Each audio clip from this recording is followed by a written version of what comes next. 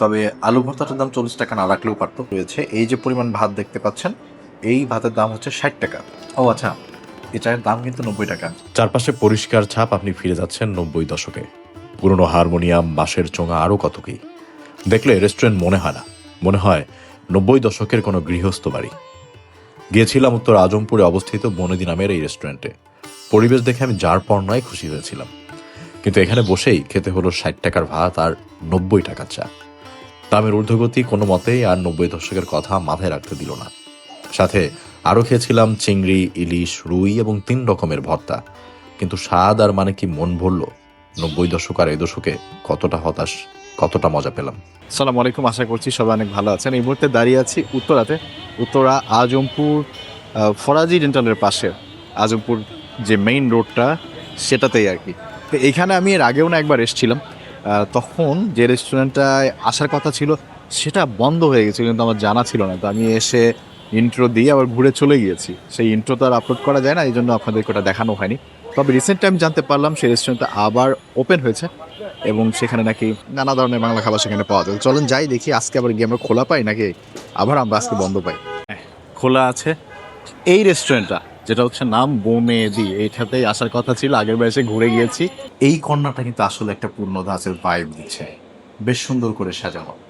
এই পাশে যে বিভিন্ন ঝুড়ি, এটা হচ্ছে আমার নানুকে দেখতাম এটা নিয়ে যেত মাছ ধরার সময়, এর ভিতরে মাছ রাখতো। তো এই জিনিসগুলো আছে সুন্দর। 5-6 মাস আগে একবার এসেছিলাম, তখন বন্ধ ছিল। Probably renovation or something else এখানে হচ্ছিল। তো আমি কয়েকদিন আগে একটা ফেসবুকে একটা পোস্ট দেখলাম, যেখানে দেখলাম যে রেস্টুরেন্টটা আবার চালু হয়েছে এবং সব ধরনের বাংলা খাবার দাবার ওনারা সেল করছে। যার কারণে আবার আজ ঘুরে ফিরে এখানে আসা। চলেন আপনাদেরকে রেস্টুরেন্টটা একটু ঘুরে দেখাই।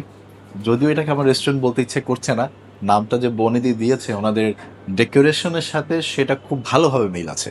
প্রত্যেকটা কর্নার দেখে মনে হচ্ছে আপনি কোনো বাড়িতে এসছেন এবং সেখানে বাড়িতে যে ধরনের জিনিসপত্র থাকে, যে ধরনের খাবার দাবার থাকে, ওই টাইপের ব্যাপার স্যাপার এখানে মনে হচ্ছে। এইদিকে ওনাদের একটা রুমের মতো, ও সুন্দর একটা হারমোনিয়াম, পুরাতন একটা হারমোনিয়াম আছে। এখানে একটা বুক শেলফ আছে। বুক শেলফে শরৎচন্দ্র চট্টোপাধ্যায়ের পরিণীতা বই দেখতে পাচ্ছি, হুমায়ুন আহমেদের তোমাকে দেখতে পাচ্ছি, সমরেশ মজুমদারের গর্ভধারিণী আছে, মোহাম্মদ জাফর ইকবালের বই আছে। বসার জায়গা এই পাশের চেয়ারটা, টেবিলটা হচ্ছে বেঞ্চ পাতা রয়েছে, এখানে বসতে পারবেন একসাথে কয়েকজন। আর এদিকে 2-3 জনের বসার জন্য চেয়ার টেবিল রয়েছে। এই পাশে আরো একটা রুম আছে, এই পাশটা হচ্ছে রাস্তার ভিউটা এখান থেকে দেখতে পাবেন। এই রুমটাও ঠিক একই স্টাইলে ওনারা সাজিয়েছে, বেশ সুন্দর। এখানে বাঁশ দিয়ে, বাঁশের চটা দিয়ে বানানো যে উইন্ডো শেড, সেগুলো রয়েছে। আপনার রাস্তার ভিউ দেখতে দেখতে এখানে খাওয়া দাওয়া করতে পারবেন। আমরা বাংলা খাবার খেতে এসেছি, এখানে কি বাংলা খাবার ছাড়া অন্য খাবারও হয়? ও মানে 10 তারিখের পর থেকে চাইনিজও থাকবে? না, আমি বেসিক্যালি বাংলা খাবার খেতেই এসেছি। রেস্টুরেন্টে বিভিন্ন আইটেম পাওয়া যায়। আমি জানতাম বনেদি নাম, তো বাংলা আইটেমই মেইন ফুড এখানকার। ওনারা বললো 10 তারিখ থেকে চাইনিজও সেল করবে। গুড। আর মেনুর ব্যাপারটা হচ্ছে ওনাদের একদম ফিক্সড কোনো মেনু নেই। হাতে লেখা কাগজ, তাই না? প্রিন্টেড কাগজ। ওনাদের যখন যেটা অ্যাভেলেবেল হয় বাংলা খাবারে, ওনারা সেটা প্রিন্ট করে রাখেন, কাস্টমার আসে সেটাই সামনে দেন। আর দুপুরবেলা জমজমাট থাকে, সকালের নাস্তাও এখানে অনেক কিছু পাওয়া যায়। প্রথমে আমাদের লাচ্ছি এসে গেছে, লাচ্ছির দামও আমি জিজ্ঞেস করতে ভুলে গেছি। জেনে নেব ইনশাল্লাহ, আপনাদেরকেও জানিয়ে দিব। একটু খেয়ে দেখি আগে।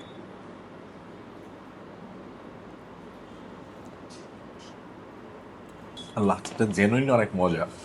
এটা ওই টক টক লাচ্ছি না, কাইন্ড অফ সুইটের দিকেই, সুইট লাচ্ছি, বাট অনেক ঘন, একটা সুন্দর ক্রিম, একটা ফ্লেভার। আমার কাছে মজা লেগেছে লাচ্ছিটা, দারুণ খেতে, ভালো। তো আমাদের বনেদিতে খাবার দাবার চলে আসছে। এখানে যে ভর্তাগুলো দেখতে পাচ্ছেন, এখানে আমাদের আলু ভর্তা আছে, টমেটো আর হচ্ছে শিম ভর্তা। এই এক একটা ভর্তার দাম 40 টাকা করে। টমেটো, শিম, আলু, আর এদিকে ভাত রয়েছে। এই যে পরিমাণ ভাত দেখতে পাচ্ছেন, এই ভাতের দাম হচ্ছে 60 টাকা। এখানে 1 পিস ইলিশ মাছ ভাজা রয়েছে, এই ভাজা মাছের দাম হচ্ছে 350 টাকা। এখানে চিংড়ি দেখতে পাচ্ছেন, এখানে সম্ভবত 2, 4, 6 পিস চিংড়ি রয়েছে ভুনা করা টমেটো দিয়ে, এটার দাম 350 টাকা। আর এখানে এই টমেটো, ধনেপাতা, পেঁয়াজ দিয়ে ভুনা করা রুই মাছ রয়েছে, 1 পিস রুই মাছের দাম 250 টাকা। একে রয়েছে আমাদের পাতলা ডাল, যেটার দাম 39 টাকা। আর এই চাটনিটা ওনারা খাবারের সাথে কমপ্লিমেন্টারি দেন। খাবারের আইটেম তো আমার সামনেই, সব খাওয়া শুরু করব। দামের কথা বললে আমার কাছে আসলে বাইরের রেস্টুরেন্টের থেকে দাম একটু বাড়তি হবে, এটা অনুমেয়। তবে আলু ভর্তাটার দাম 40 টাকা না রাখলেও পারতো। টমেটো শিম রেখেছে, সেটা ঠিক আছে। আলু ভর্তা একটু কমিয়ে রাখলেও পারতো। আর এই ভাত যে পরিমাণ দিয়েছে এটাও 60 টাকা, একটু বেশি বেশি মনে হচ্ছে। বেশিরভাগ জায়গায় এরকম রেস্টুরেন্টে 60 টাকা বা 70 টাকায় আনলিমিটেড একজনের যত পরিমাণ ভাত লাগে খেতে দেয়। তো সেই ক্ষেত্রে এই এই সার্ভিংয়ের জন্য 60 টাকা আমার কাছে এটাও বেশ চড়া দাম মনে হয়েছে। বাকি ইলিশ মাছ 350 টাকা, চিংড়ি মাছ 350, রুই মাছ 250, এগুলো মোটামুটি মেনে নেওয়ার মতো, কোথাও একটু কম বেশি হতে পারে। শুধু এই জিনিসগুলো আমার কাছে একটু খটকা লাগলো আর কি, দামটা একটু বেশি মনে হলো। ও, বেগুন ভাজা আছে, এটা কত দাম? এটা আপনার 40। 40 করে, ঠিক আছে। অবশ্যই আলু ভর্তা দিয়ে শুরু করব। আর আলু ভর্তার সাথে খাওয়ার জন্য আমাদের আরেকটা আইটেম আছে, এটা হচ্ছে বেগুন ভাজা। এই বেগুন ভাজা এক এক পিসের দামও 40 টাকা করে। চলেন আগে আলু ভর্তা দিয়ে একটু ভাত মাখিয়ে নিই। আলু ভর্তাটা আমার মনে হচ্ছে ঝাল একটু একেবারেই কম কম হবে, বেশি হলে আমার জন্য ভালো ছিল। বিসমিল্লাহ। আলু ভর্তাটা ঝাল কম, আহ, পেঁয়াজও খুব কম, হ্যাঁ খুব কম পেঁয়াজ। সরিষার তেল আই থিঙ্ক দেয়ই নাই। আলু ভর্তা তো বেশিরভাগ সময়ই ভালোই লাগে। আলু ভর্তা খারাপ আমার খুব একটা লাগে না, বাট আজকের এইখানকার আলু ভর্তাটা আমার আসলে ভালো লাগে নাই। একটু সরিষার তেল স্মেলটা থাকা উচিত ছিল অ্যাটলিস্ট। ঝাল অবশ্যই রেস্টুরেন্টে একটু কমই দিবে, কারণ সবাই মিলে খাবে, আমার একার জন্য তো করবে না। কিন্তু একটু সরিষার তেল স্মেল হলে আমার জন্য ভালো হতো। আলু ভর্তার সাথে আমি একটু বেগুন ভাজা নিয়ে নিলাম, কারণ আলু ভর্তাটা শুধু খেয়ে আমার ভালো লাগে নাই। বেগুন ভাজাটা মজা। বেগুন ভাজার উপরের অংশটা ক্রাঞ্চি হলেও ভেতরের দিকে বেশ নরম আছে, এই দেখেন। আলু ভর্তাটার সাথে এরকম যখন বেগুন মাখিয়ে নিচ্ছি, আহ, তখন আমার কাছে বেশ মজা লাগলো। শুধু আলু ভর্তায় ওই স্বাদটা নেই। বেগুন ভাজাটা দিয়ে আলু ভর্তার সাথে মিক্স করে খেতে আমার বেশ মজা লাগছে। টমেটো ভর্তা আছে আমাদের, অল্প একটু টমেটো নিয়ে নিই।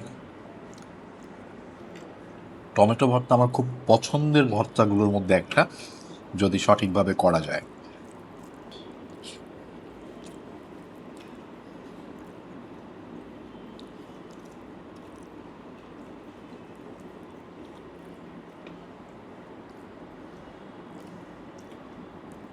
টমেটো ভর্তায় টমেটোর স্বাদ পাচ্ছি না, কি যেন একটা ভেজের সাথে অ্যাড করা হয়েছে। সচরাচর যে ভর্তাগুলো খাই, এই ভর্তাটা ওই রকম না। আমার স্বাদের সাথে এই ভর্তাটাও গেল না। আমার কাছে টমেটো ভর্তাটাও খুব একটা মজার বা নর্মালি যে ধরনের খাই ওরকম মনে হলো না। ডিফারেন্ট, বাট আমার স্বাদের জন্য খুব একটা জুৎসই না। একটু শিম ভর্তা নিয়ে নাও।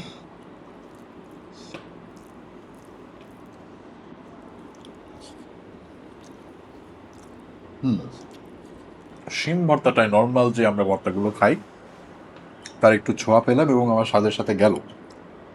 শিমের ভেতরে হালকা একটা ঝাল ভাবও আছে, এবং শিমের যে একটা স্বাদ সেটা অক্ষুণ্ণ আছে। এই কারণে এই ভর্তাটা আমার কাছে মজা লাগবে। এখানে যে ইলিশ মাছ ভাজিটা দেখতে পাচ্ছেন, এটা আমি অর্ধেক নিয়ে নিই। এটা 350 টাকার আমাদের, অর্ধেকের বেশি আমি নিয়ে নিয়েছি। একটু পেঁয়াজ ভাজা, একটা শুকনো মরিচ ভাজা। আমি এটার সাথে কোনো কিছু মিক্স করতে চাই না। ওনারা যে পেঁয়াজ ভাজাটা দিয়েছে, সেই পেঁয়াজ ভাজা দিয়ে ইলিশ মাছটা একটু খেয়ে দেখতে চাই। আগে পেঁয়াজটা মুখে দিই।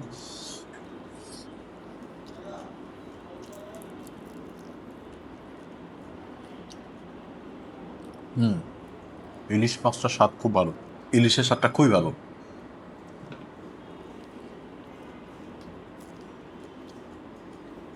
সাথে যে পেঁয়াজ ভাজা দিয়েছে, আমি জানি না কেন, আই থিঙ্ক একটু দ্রুত করার জন্য পেঁয়াজটা ভাজা হয়নি, কাঁচাই রয়ে গেছে, মনে হচ্ছে কাঁচা একটু তেল দিয়ে মাখানো। বাট ইলিশের স্বাদটা খুবই ভালো লেগেছে আমার কাছে। আমি একটু কাজ করি, আলু ভর্তা যেহেতু রয়ে গেছে, আলু ভর্তার সাথে একটু শুকনা মরিচ নিয়ে নিই, আর একটু ঝাল ঝাল হলে ভালো লাগবে। আর সাথে ওনাদের ভাজা ইলিশ। এই যে ইলিশের এই একটাই ব্যাপার যে কাটা একটু দেখে খেতে হবে, এটাই মানুষ ভয় পায়। এইবার আলু ভর্তা, মরিচ মাখা আর ইলিশ দিয়ে একটু খাওয়া যাক।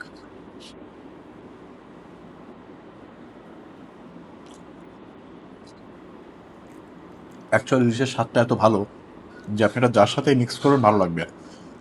আমি একটু বেগুন ভাজার সাথে ইলিশ মিক্স করে দেখি তো।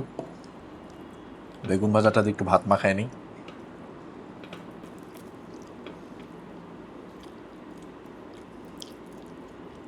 আমি অনেককেই দেখি ভিডিওতে ইলিশ মাছ নিয়ে এইভাবে কামড় দিয়ে খায়। এর ভেতরে যে পরিমাণ কাঁটা থাকে, ওই কাঁটা ওনারা কিভাবে খেয়ে ফেলে, নাকি শুধু ভিডিওর জন্য কামড় দিয়ে আবার বের করে কাটা বেছে আবার খায়, আমি জানি না। কিন্তু আমার কাছে বেশ ভয়ানক লাগে এই দৃশ্যটা দেখলে, যে ইলিশ মাছ হাতে পেয়ে তাও ইলিশ মাছের উপরে পিঠের অংশটা এরকম কামড় দিয়ে খেয়ে ফেলছে। ডেঞ্জারাস। ইলিশটা 350 টাকা হলে আমার খেয়ে মন ভরেছে, কারণ আমি নিজে বাজার করি। বাজার থেকে যখন ইলিশ কিনি, বেশিরভাগ সময় ইলিশের স্বাদ ভালো পাই না। ওই দিক থেকে এই ইলিশটার স্বাদ, ঘ্রাণ খুবই ভালো ছিল।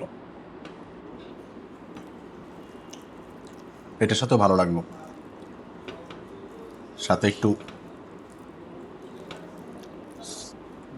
একটু তেল ছিল ইলিশের।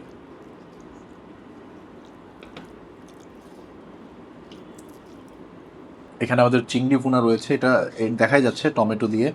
এটা কি আলু আছে মনে হচ্ছে, আর একটু, হ্যাঁ, টমেটো আর আলু দিয়ে ভুনা করা, উপরে উপরে ধনেপাতার গার্নিশ করা আছে।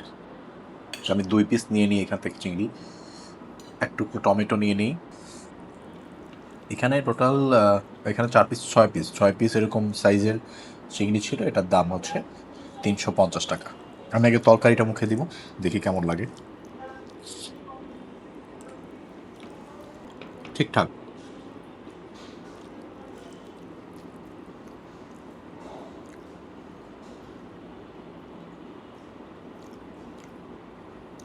তরকারিতে টমেটো একটা হালকা ভাব আছে, কিন্তু আমি চিংড়িটা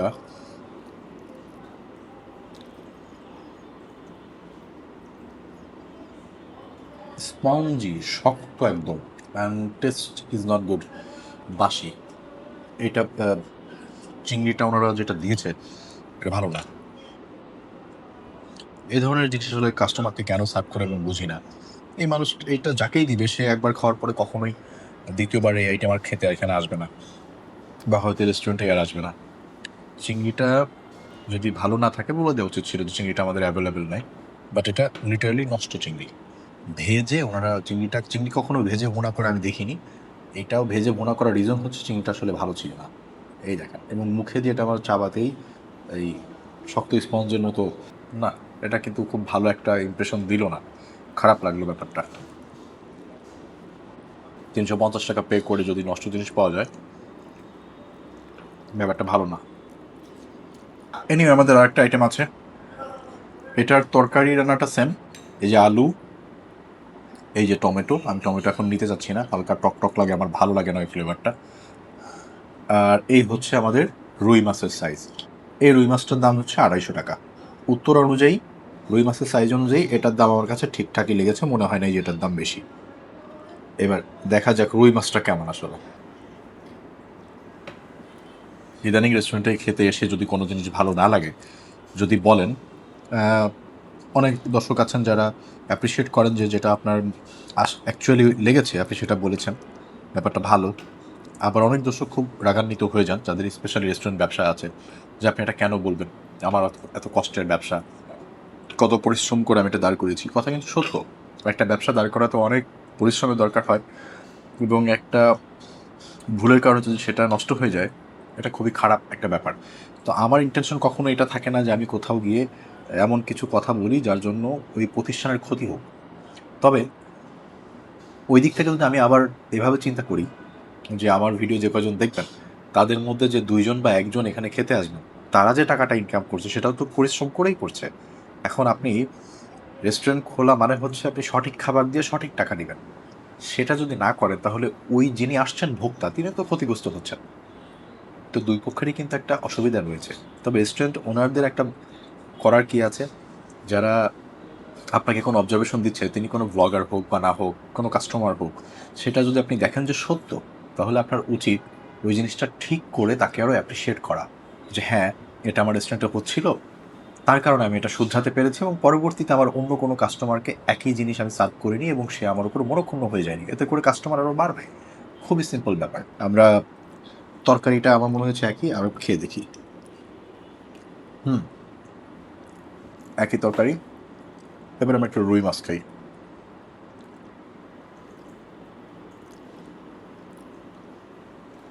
রুই মাছটা একদম ফ্রেশ। রুই মাছটা যে অনেক দিনের না, এটা মুখে দিলেই বোঝা যায়।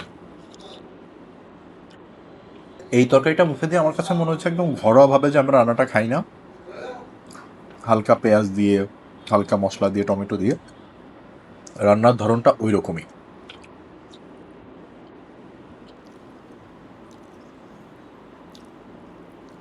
রুই মাছটা ভালো। আমাদের একটা আইটেম বাকি রয়ে গেল। আচ্ছা, আমাদের স্পুন দেয়নি না।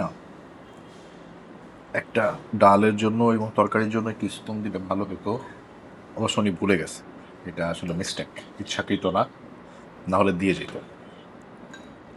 এটার সাথে একটা শুকনা মরিচ আসছে। আমি একটু ডাল নিলাম, একটু খেয়ে দেখি। ডালটা কিন্তু আসলে দুর্দান্ত, মানে একদম সহজ রান্না, তবে মুখে দিলে ভালো লাগে, কাজ করবে। চালতার আচার আমের, আমি ভেবেছি চালতা, দেখা যাক। অনেক মিষ্টি আচার, একটু টক টক ভাব থাকবে না, এটা অনেক মিষ্টি। এনিওয়ে, এই ছিল আমার বনেদির খাওয়া দাওয়া। ইলিশ মাছটা আমি খুব মজা করে খেয়েছি, রুই মাছটাও বেশ ভালো ছিল, তবে ভর্তার স্বাদ আর চিংড়ি মাছ এটা নিয়ে খুবই হতাশ হলাম।